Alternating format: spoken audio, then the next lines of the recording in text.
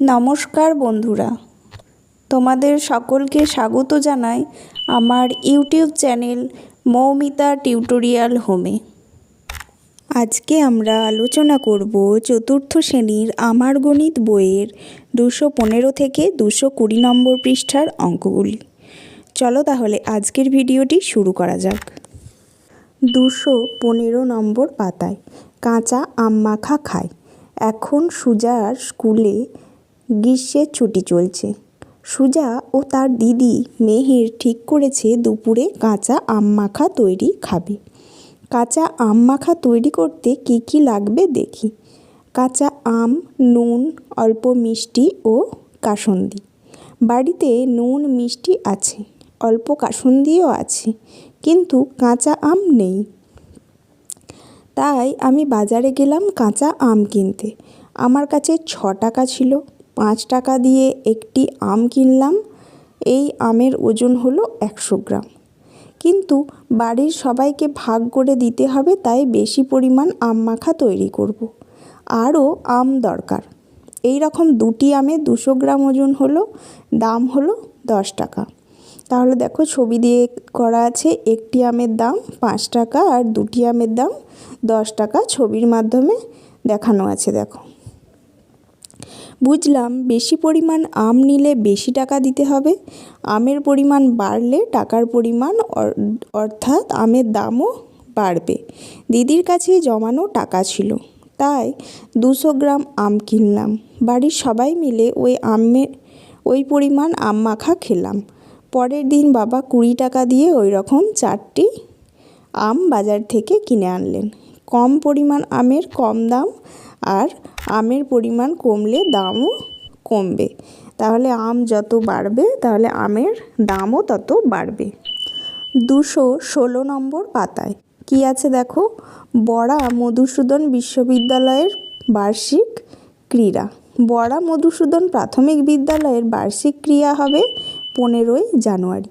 Biscuit দৌড়, 100 metre দৌড়, মোরগ লড়াই, বল ছোঁড়া, যেমন খুশি সাজো ইত্যাদি অনেক মজার খেলা হবে। টিফিনের জন্য 6 প্যাকেট বিস্কুট দরকার। আমি 6 প্যাকেট বিস্কুট কিনলাম।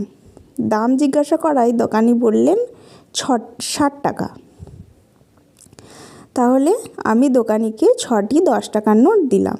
দেখো নিচে আছে, বিস্কুট খুব ভালো খেতে, আমি নিজের জন্য একটি কিনবো। তাহলে আমি কত টাকা দেবো? দেখো বিস্কুটের সংখ্যার এখানে 6টা বিস্কুটের প্যাকেট দেওয়া আছে ছবি, আর দামের এইদিকে দেখো লেখা আছে 10 টাকার নোট 6টা মানে 60 টাকা। তাহলে এক প্যাকেট বিস্কুটের দাম কত হবে? এক প্যাকেট বিস্কুটের, তাহলে বিস্কুটের সংখ্যা কমলে দামও কমবে। 6টি প্যাকেটের বিস্কুটের দাম 60 টাকা। একটি প্যাকেটের বিস্কুটের দাম কিভাবে বের করব? 60 ভাগ 6, তাহলে 10 টাকা। তাই আমি দোকানিকে 10 টাকা দিলাম। 217 নম্বর পাতায় কম না বেশি লাগবে দেখি। সুনীতি ঠিক করেছে ও খেলার বল কিনে আনবে। একই রকম 4টি বল দরকার, তাই সুনীতি 4টি বল কিনে 2টি 20 টাকার নোট দিল। ওই বল দেখে তমাল ওই রকম একটি বল নিজের জন্য কিনল। তমাল কত টাকা দিল হিসাব করি। দেখো ছবি আকারে দেখানো আছে খেলার বলের সংখ্যা। 4টে বলের ছবি আছে, দিয়েছে 2টো 20 টাকার নোট মানে 40 টাকা। তাহলে একটি বলের দাম কত পড়বে? তাহলে একটি বলের দাম 40 ভাগ 4 করব, তাহলে আমরা পেয়ে যাচ্ছি 10। তাহলে একটি বলের দাম পেলাম 10 টাকা। কম সংখ্যক বল কিনলে কম পরিমাণ টাকা দিতে হবে। দেখো অনেকগুলো বল কিনেছিলাম 4টে, তাই 40 টাকা দিতে হয়েছিল। কম বল কিনলে কম টাকা দিতে হচ্ছে, 10 টাকা দিতে হচ্ছে, অর্থাৎ বলের সংখ্যা কমলে দামও কমবে। এবার দেখো কি বলেছে, ছবি এঁকে নিজে অঙ্ক করি।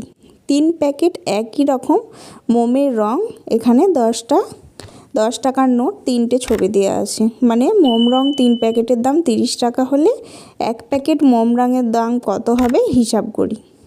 দেখো এখানে ছক করেছি মোম রঙের প্যাকেট, এখানে মোম রঙের আমি ছবি দিয়েছি, আর 10 টাকার নোট 3টে। তাহলে 3টে মোম রঙের দাম 30 টাকা। তাহলে একটি মোম রঙের দাম কত হবে? তাহলে দেখো 3টির দাম যদি 30 টাকা হয়, একটির দাম হবে 30 ভাগ 10, 30 ভাগ 3, তাহলে হবে 10 টাকা। কম সংখ্যক মোমের প্যাকেট কিনলে কম টাকা দিতে হবে, অর্থাৎ মোমের প্যাকেটের সংখ্যা যত কমবে দামও তত কমবে। প্যাকেট 3টে ছিল, দাম ছিল 30 টাকার, যখনই সংখ্যাটা কমে গেল মোম রঙের একটা হলো, দাম কমে হয়ে গেল 30 টাকা, মানে দামটাও কমলো। এবার আমরা 218 নম্বর পাতায় চলে আসি, ছবি দেখি ও নিজে হিসাব করি। দেখো এখানে ওপরে ছবি আছে, নারকেলের ছবি 5টা, পাশে আছে ছবি আছে তোমার 10 টাকার নোট আছে 5টা, আর 2 টাকার কয়েন আছে 5টা, মানে মোট হচ্ছে 10 টাকার নোট 50, আর 2 টাকার কয়েন 5টা মানে 10, মানে মোট 60 টাকা। নিচে আছে একটা নারকেল, তাহলে আমরা এখানে কি বুঝলাম, 5টি নারকেলের দাম 60 টাকা। তাহলে একটি নারকেলের দাম কত হবে, 60কে 5 দিয়ে ভাগ করব, তাহলে আমরা পাচ্ছি 12 টাকা। তাহলে নারকেলের সংখ্যা কমলে টাকার সংখ্যাটাও কমছে, তাই একটি নারকেলের দাম আমরা কত পাবো, 12 টাকা। পরের অঙ্কটায় দেখো আছে 4টে গাড়ি, 4টে গাড়ি, চাকার সংখ্যা আছে 16টা, 16টা চাকার ছবি আছে। পরের লাইনে আছে একটা গাড়ি, তাহলে তার কটা চাকা হবে, তাহলে 4টে গাড়ির যদি 16টা চাকা হয়, একটা গাড়ির চাকা কটা হবে, 16 ভাগ 4, তাহলে হবে 4টি। তাহলে একটি গাড়িতে 4টি চাকা। খেলনা গাড়ির সংখ্যা কমলে চাকার সংখ্যাও কি হবে, কমবে, তাই একটি গাড়ির কটা চাকা হচ্ছে, 4টি। পরেরটায় দেখো ছবি আছে কাঁচের জার, কাঁচের জারে মাছ আছে, 2টো জার আছে, 2টো জারে মাছ আছে 12টা, তাহলে একটি জারে কটা মাছ থাকবে, তাহলে 2টো জারে যদি 12টা মাছ থাকে, একটি জারে থাকবে 12 ভাগ 2 সমান 6টি, তাহলে একটি জারে 6টি মাছ থাকবে।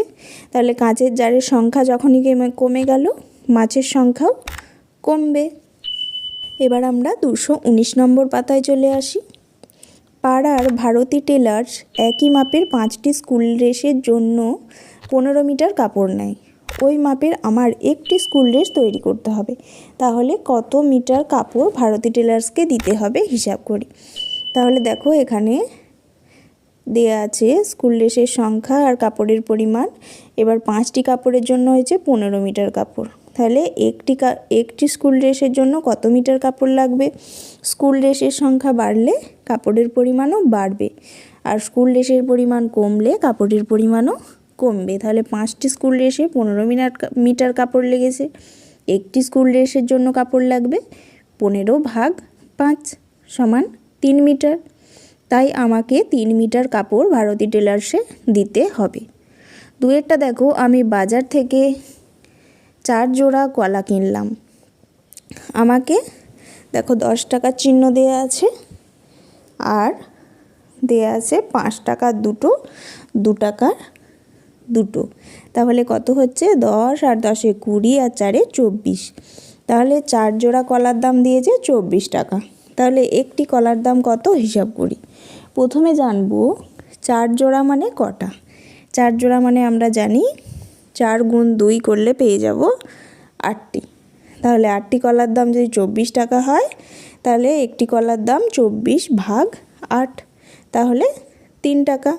তাহলে কলার সংখ্যা কমলে কলার দামও কমবে।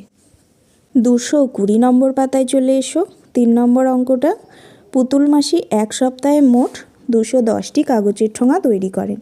তিনি প্রতিদিন সমান সংখ্যক ঠোঙা তৈরি করলে একদিনে কতগুলি ঠোঙা তৈরি করতে পারেন হিসাব করি। 1 সপ্তাহ মানে 7 দিন, 7 দিনে করে 210টা ঠোঙা, একদিনে তাহলে কটা কমবে, যখনই দিনের সংখ্যা কমে যাবে ঠোঙার পরিমাণও কমে যাবে।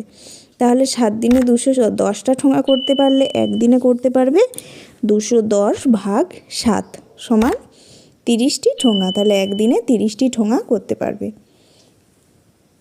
4এর অঙ্কটা দেখো, বলেছে আমার 4টি একই দামের খাতা, 4টি একই দামের খাতার দাম, এখানে একটা টাকার অঙ্ক বসাতে বলেছে, তাহলে একটি খাতার দাম কত, এই অঙ্কটা নিজেকে করতে বলেছে। দেখো খাতার সংখ্যা আর এখানে দাম করেছি, 4টি খাতার দাম 40 টাকা, 40 টাকা বসিয়েছি আমি টাকার অঙ্কে। তাহলে খাতার সংখ্যা, একটি খাতার দাম কত হবে? যখনই খাতার সংখ্যা কমে যাচ্ছে দামও কমে যাবে। 4টি খাতার দাম 40 টাকা হলে একটি খাতার দাম 40/4, তাহলে কত পাচ্ছি? 10 টাকা। 5এর অঙ্কটা দেখো, আমি 3 দিনে ড্যাশ গ্লাস জল খাই। এখানটায় নিজের মতো সংখ্যা বসাতে বলেছে। তাহলে প্রতিদিন সমান সংখ্যক জল খেলে একদিনে কত গ্লাস জল খাই হিসাব করতে বলেছে। দেখো আমি এখানে বসেছি 24, 3 দিনে জল খাই 24 গ্লাস, তাহলে একদিনে কত গ্লাস জল খায়? জলের সময়টা যত কমে যাচ্ছে জলের পরিমাণটাও তখন কমে যাবে। সময় কমলে জলের পরিমাণ কমবে। তাহলে 3 দিনে জল খাই 24 গ্লাস, একদিনে কত খাবো? 24/3, তাহলে কত পাচ্ছি? 8 গ্লাস। তাহলে একদিনে খাবো 8 গ্লাস জল। পরের অঙ্কগুলো বলেছে দেখো, গল্প লিখি ও কষে দেখি। পাশে কী নিয়ে গল্প লিখব সেটাও লেখা আছে, আমরা অঙ্কগুলো করে নেব। প্রথমেরটা দেখো, ছক ছিল বইয়ে মালার সংখ্যা আর ফুলের সংখ্যা। আমি করেছি গল্পটা, 8টি মালা গাঁথতে ফুল লেগেছে 120টি, তাহলে একটি মালা গাঁথতে কটি ফুল লাগবে? গল্পটা লিখেছি দেখো। এবার অঙ্কটা করব। তাহলে মালার সংখ্যা কমলে ফুলের সংখ্যা কমবে।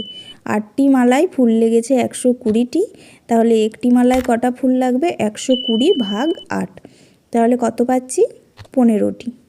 2এর অঙ্কটা দেখো, 5টি খাতায় পাতা আছে 300টি। প্রতিটি খাতায় সমান সংখ্যক যদি পাতা থাকে তাহলে একটি খাতায় কটি পাতা আছে? তাহলে দেখো 5টি খাতায় 300টা পাতা আছে, একটি খাতায় কটা আছে? খাতার সংখ্যা কমলে পাতার সংখ্যাও কমবে।